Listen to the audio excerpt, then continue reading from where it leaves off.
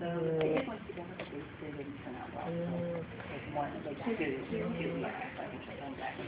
one.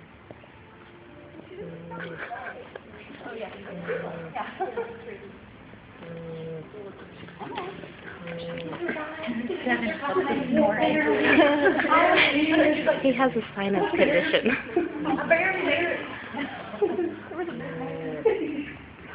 Apparently it was too loud.